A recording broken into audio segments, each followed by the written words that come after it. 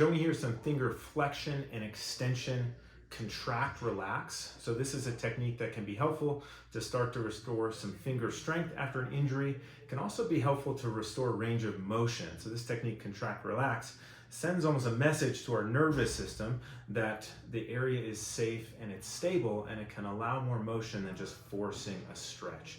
So I typically, after an injury, don't like just forcing a stretch, particularly on something small like a finger. We want to look for other ways, some joint mobilizations, which I have a video on, and this technique called contract, relax.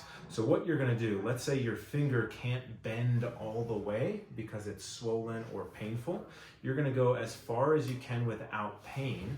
So for me, let's say it's right there. I'm going to take my other hand and try and push it and hold for about 5 seconds, pushing as hard as you can without much pain. And then you're going to relax for 5 seconds and see if you can gently use your other finger to draw it a bit further. Hold there about 5 seconds at the edge of your tolerance, and then you're going to repeat. So I'm pushing up. Hopefully you can see that. Holding about 5 seconds, and then coming down maybe just a bit further.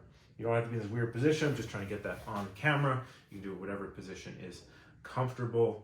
So holding about 5 seconds, relaxing, usually do about 3 to 5.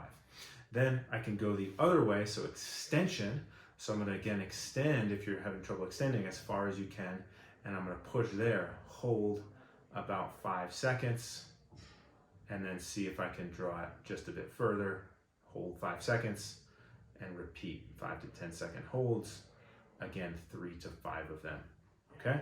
If your fingers are more tight in kind of a different, maybe this position, you can do the same thing. So you can do these contract relaxes in any given orientation of the fingers, but we're looking to create muscle activation and some fatigue, and then we relax and try to draw things just a bit further.